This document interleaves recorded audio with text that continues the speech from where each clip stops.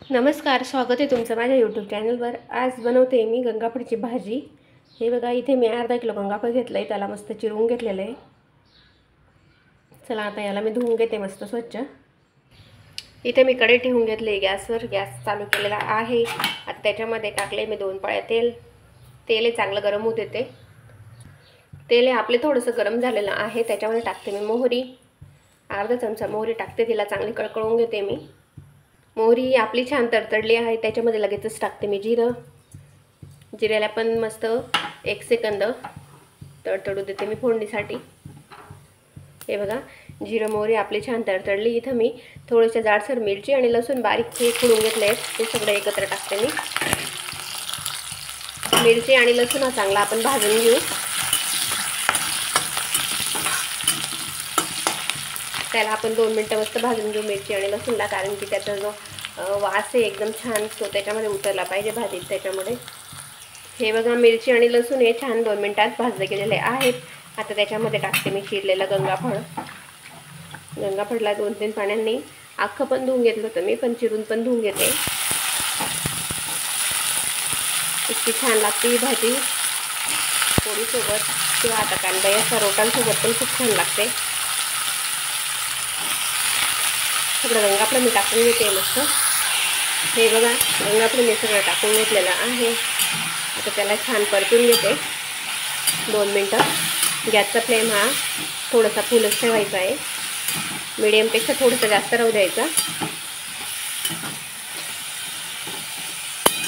हे बघा, आता त्याच्यामध्ये लगेचच टाकते मी नमक। त्याच्यामध्ये टाकलं मी चवीपुरता नमक। नमक टाकलं गेल्यावर लगेचच टाकते मी थोडीशी हळद। नमक आणि हळद टाकून या भाजीला छान आपण परतून घेऊ।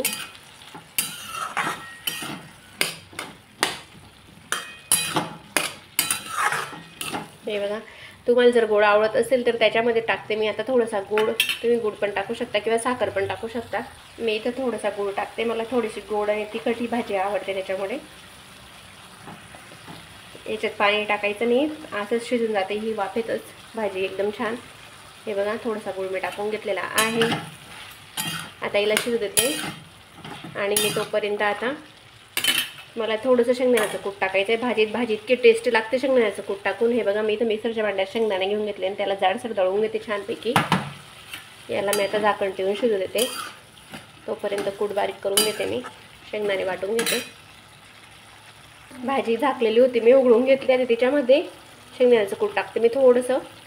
शेंगदाण्याच्या कुटण्याची चव आहे, जी कन्सिस्टन्सी भाजीची ती इतकी छान येते आणि चव पण एकदम अप्रतिम येते भाजीला। तुम्हाला हा आवडत असेल तर टाका, ते आवडत असेल तर तुम्ही स्किपही करू शकता। पण जे शेंगदाण्याच्या कुटामुळे भाजीला चव ही अतिशय सुंदर येते। हे बघा, हिला आता मी झाकण ठेवून 15-20 मिनिटं छानपैकी शिजू देते वाफेवरच। मी इथं 10-15 मिनिटांनी झाकण उघडून बघितलं। भाजी बघा आपली शिजण्यामध्ये आलेली आहे, थोडीशी बाकी अजून शिजायची। भाजीमध्ये एकही थेंब पाणी घातलेलं नाही आहे मी। हे बघा, तुम्हाला दाखवते भाजी शिजली का, थोडीशी बाकी आहे। आपण तिला अजून झाकण ठेवून फक्त 10 मिनिटं शिजून घेऊ।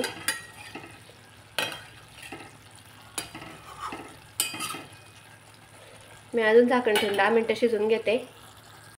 10 मिनिटात मी भाजी मस्त उघडून बघितली, भाजी आपली एकदम छानपैकी शिजलेली आहे, किती छान आलेली एकदम।